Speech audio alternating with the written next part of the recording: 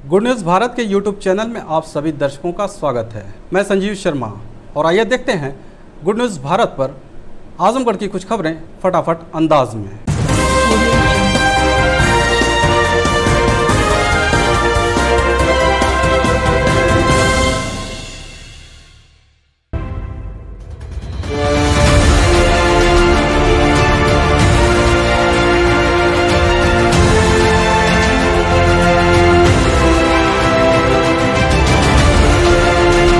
Azamgarh police ने फरियां railway station के पास से छापेमारी कर शस्त्र बनाने की फैक्ट्री का किया भंडाफोड़। 30 तमंचा, कारतूस व उपकरण बरामद। पुलिस अधीक्षक कार्यालय में आयोजित प्रेस वार्ता के दौरान एसपी सुधीर कुमार सिंह ने बताया कि स्वाट टीम प्रभारी व निजामाबाद थाना पुलिस को मुखबिर से सूचना मिली थी कि फरियां रेलवे स्टेशन के पास झाड़ियों में कुछ लोग अवैध कार्य कर रहे हैं। मुखबिर की सूचना के आधार पर निजामाबाद पुलिस व स्वाट टीम ने बताए गए जगह पर छापेमारी की तो वहां पर अवैध असलहा बनाने का काम चल रहा था। मौके से पुलिस ने 3 निर्मित तमंचा, 2 अर्धनिर्मित तमंचा, कारतूस व असलहा बनाने के उपकरण बरामद करने के साथ ही एक व्यक्ति को गिरफ्तार कर लिया।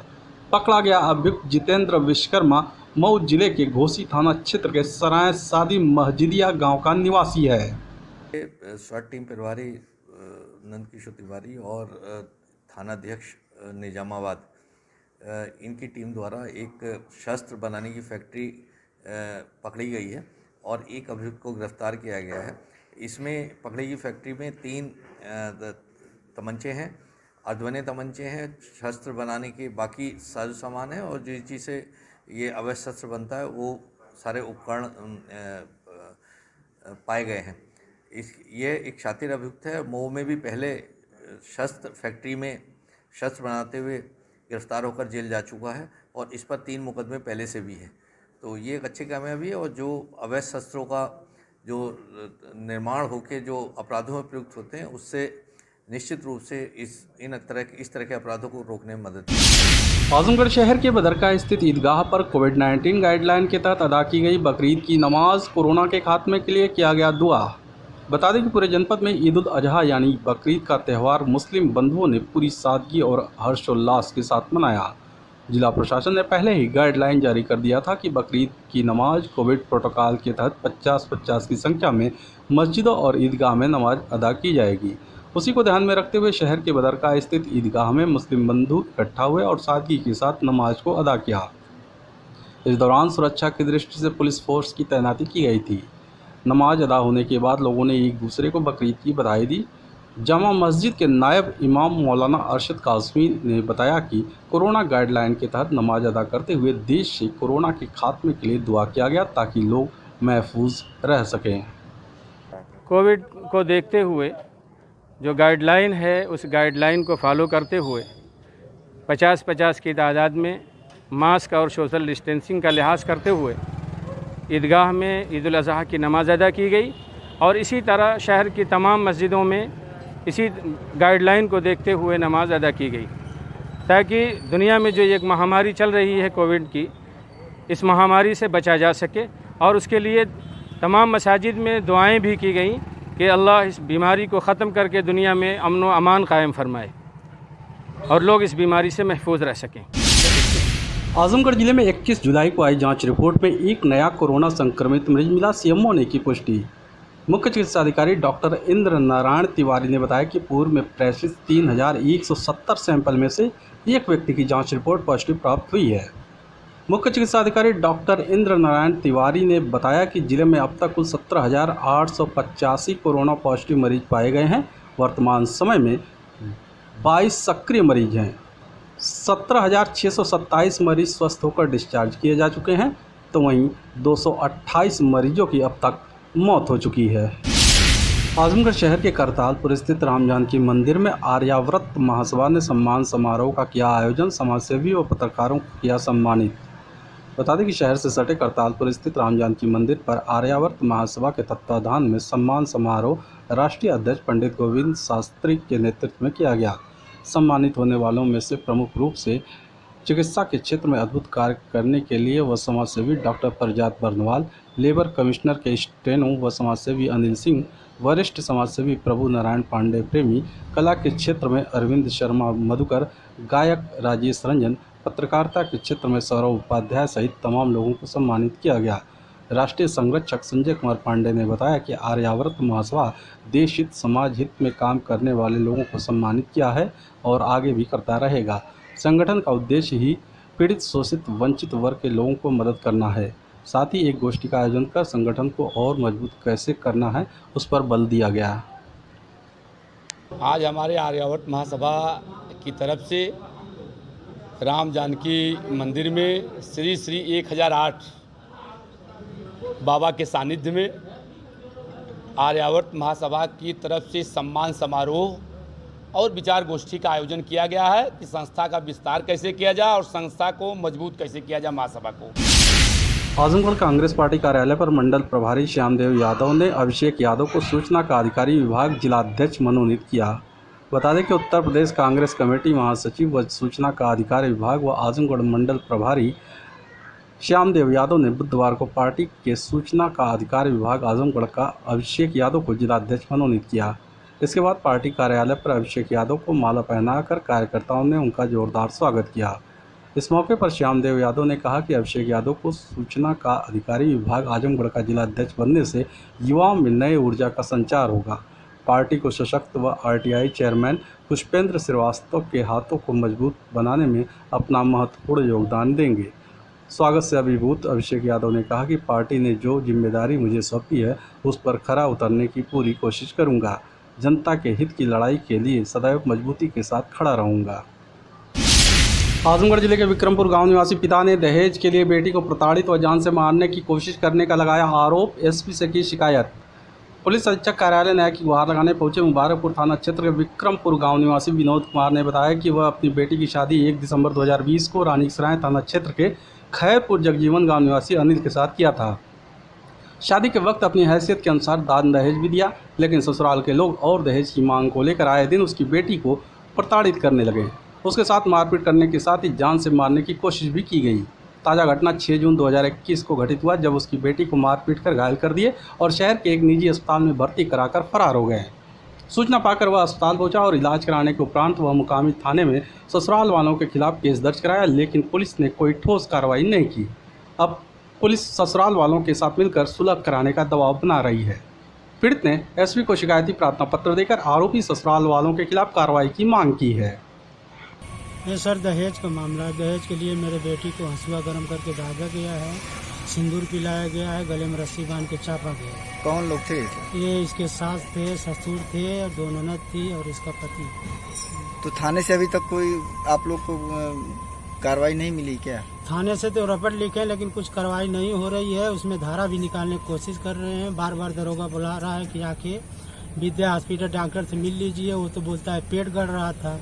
सर आप ही लोग देख लीजिए उसको कहाँ चोट है। पेट गड़ने में आईसीयू में भर्ती होती है, यहाँ आईसीयू में भर्ती करके सब इलाज कर रहे हैं। आजमगढ़ शहर कोतवाली पुलिस ने दुष्कर्म के मामले में वांछित अभियुक्त को रोडवेज से किया गिरफ्तार। बता दें कि बीते 20 जुलाई की रात शहर कोतवाली क्षेत्र के एक कॉलोनी की रहने वाली युवती से वांछित अभियुक्त ने चाकू की नोक पर दुष्कर्म की घटना को अंजाम दिया था। शोर मचाने पर जान माल की धमकी देते हुए फरार हो गया। इस मामले में पीड़िता ने शहर कोतवाली में दुष्कर्म करने का आरोप लगाते हुए केस दर्ज कराया। शहर कोतवाली में तैनात उप निरीक्षक ब्रह्मदीन पांडे अपने हमराई के साथ 24 घंटे के अंदर ही मुखबिर की सूचना के आधार पर वांछित अभियुक्त को उस वक्त गिरफ्तार कर लिया जब वह रोडवेज बस स्टैंड पर कहीं भागने की फिराक में था। खबरों में हो चला है एक छोटा सा ब्रेक। आप देखते रहिए गुड न्यूज़ भारत।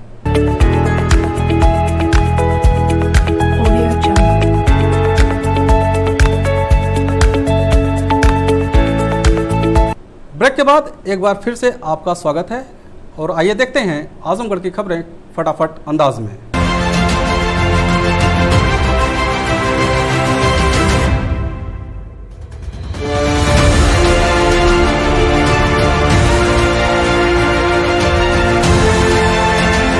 बकरीद पर्व को दृष्टिगत रखते हुए देवगांव कोतवाली पुलिस ने देवगांव बाजार आदि में किया रूट मार्च। आज बुधवार को मनाए जा रहे ईद उल अजहा या बकरीद पर्व को दृष्टिगत रखते हुए देवगांव कोतवाली पुलिस ने मंगलवार की शाम कोतवाल मंजय सिंह के नेतृत्व में देवगांव बाजार और आसपास के क्षेत्र में रूट मार्च करते हुए लोगों को सुरक्षा का भरोसा दिलाया। इस अवसर पर आजमगढ़ वाराणसी मुख्य मार्ग तथा देवगांव मेहनाजपुर मार्ग पर फोर्स के साथ चक्रमण किया गया। आपको बता दें, आज 21 जुलाई बुधवार को बकरीद का पर्व मनाया जा रहा है। इसे सकुशल संपन्न कराने के लिए पुलिस काफ़ी सक्रिय है तथा इससे पूर्व कोतवाली प्रांगण में शांति कमेटी की बैठक आयोजित करके लोगों से शांतिपूर्ण ढंग से पर्व मनाए जाने की अपील की जा चुकी है। वालीपुर में राहुल मेडिकल स्टोर और क्लिनिक सेंटर का ग्राम प्रधान सुनील मानव ने फीता काट कर किया उद्घाटन। लालगंज क्षेत्र के कई गांव आज भी ऐसे हैं जहां लोगों को प्राथमिक उपचार तक के लिए गांव से कोसों दूर तक का सफ़र करना पड़ता है। ऐसे में कुछ ऐसे भी गांव हैं जहां के डॉक्टर पढ़ाई पूरी कर लेने के उपरांत अपने गाँव के लोगों की देखभाल करने का जिम्मा खुद उठा लेते हैं। इसी क्रम में वालीपुर चांदपुर बच्छिनी में डॉक्टर राहुल कुमार ने ग्रामवासियों के लिए नेक पहल करते हुए बड़े शहर में क्लिनिक न खोलकर अपने गांव में क्लिनिक खोली है और जनसेवा का प्रण लिया है। राहुल मेडिकल स्टोर और क्लिनिक सेंटर नामक इस क्लिनिक का उद्घाटन ग्राम प्रधान सुनील मानव ने मंगल की शाम फीता काट कर किया तो गाँववासी काफ़ी खुश दिखाई दिए। इस अवसर पर उन्होंने कहा कि अब गांव के लोगों को दूर जाकर दवा लेने की ज़रूरत नहीं पड़ेगी। रात बिरात गांव के किसी को तकलीफ होने पर होने वाली परेशानियां अब काफ़ी हद तक कम हो जाएंगी। गांव में क्लिनिक खुल जाने से लोगों की प्राथमिक स्वास्थ्य समस्या दूर हो जाएगी। इस अवसर पर पवन कुमार, डॉक्टर बलवंत, सतीश, विशाल, त्रिभुवन और अन्य ग्रामवासी प्रमुख रूप से उपस्थित रहे, जबकि डॉक्टर राहुल कुमार ने सभी आगंतुकों का आभार व्यक्त किया। वालीपुर चांदपुर बच्छिनी में हमारे अथक प्रयासों से हमारे छोटे भाई ने बी फार्मा कंप्लीट करके और एक छोटा सा प्रैक्टिस चालू किया और ग्राम सभा की सेवा के लिए सदा तत्पर रहने का संकल्प लिया और कम से कम रेट पे और सस्ती दवा देकर अच्छा से अच्छा इलाज करने का संकल्प। कोरोना गाइडलाइन को दृष्टिगत रखते हुए देवगांव और लालगंज क्षेत्र में मस्जिदों में अदा की गई ईद उल अजहा की नमाज। हज़रत इब्राहीम अलैहिस्सलाम की याद में ईद उल अजहा का त्यौहार अकीदत के साथ आज बुधवार को प्रातःकाल नमाज अदा करके मनाया जा रहा है। इसके बाद कुर्बानी का दौर शुरू हो चुका है जो देर रात तक चलता रहेगा। आपको बता दें, ये त्यौहार 3 दिनों तक मनाया जाता है। तीनों दिन कुर्बानी कराए जाने का सिलसिला जारी रहेगा। कोविड प्रोटोकॉल को देखते हुए आज बुधवार को प्रातः बकरीद की नमाज मुस्लिम समाज के लोगों ने 50 से कम की संख्या में ईदगाह और मस्जिदों में अदा करके पूरे विश्व से कोरोना महामारी के खात्मे और देश के अमन चैन की दुआ मांगी। कुछ लोगों ने अपने अपने घरों में ही नमाज अदा की। कोरोना संक्रमण के कारण सरकार द्वारा जारी की गई गाइडलाइन के अनुसार बकरीद की नमाज मस्जिदों में कोविड गाइडलाइन का पालन कराने के लिए पुलिस और प्रशासन मुस्तैद रहा। प्रशासन द्वारा उलेमाओं की बैठक कराकर सार्वजनिक रूप से कुर्बानी नहीं कराए जाने और नमाज अदा किए जाने के प्रति दिशा निर्देश दिए गए थे। इस अवसर पर बकरीद का पर्व देवगांव लालगंज क्षेत्र में हर्ष एवं उल्लास के मध्य मनाया जा रहा है। सुरक्षा के दृष्टिगत देवगांव कोतवाली पुलिस पूरी तरह अलर्ट है तथा बार बार चक्रमण कर रही है। बच्चे पर्व को लेकर काफ़ी उत्साहित देखे जा रहे हैं। देवगांव में मास्क लगाकर बच्चों ने एक दूसरे से गले मिलकर बकरीद की शुभकामनाएं प्रदान की। पानी की समस्या को दूर करने के लिए प्रधान प्रतिनिधि की देखरेख में कलीचाबाद में दुरुस्त कराया गया महीनों से खराब पड़ा इंडिया मार्का हैंडपंप। कलीचाबाद गांव में नवनिर्वाचित ग्राम प्रधान द्वारा गांव की जनता की सहूलियत के लिए लगातार काम कराया जा रहा है। इसी क्रम में आज बुधवार को महीनों से बंद पड़े इंडिया मार्का हैंडपंप की मरम्मत कराई जा रही है ताकि गाँववासियों को शुद्ध पानी मिल सके। प्रधान प्रतिनिधि बोधराज सरोज की देखरेख में आलोक सिंह, खर्चू सिंह, विकास सिंह, मिट्ठू यादव, अली अहमद मिस्त्री, श्रीवंत सिंह के घर के पास और पश्चिम के पोखरे के घाट पर स्थित हैंडपंप को आज दुरुस्त कराया गया, जबकि अभी भी कुछ हैंडपंपों का सही कराया जाना बाकी है। इस अवसर पर प्रधान प्रतिनिधि बोधराज सरोज ने सभी को बकरीद की हार्दिक शुभकामना भी प्रदान की।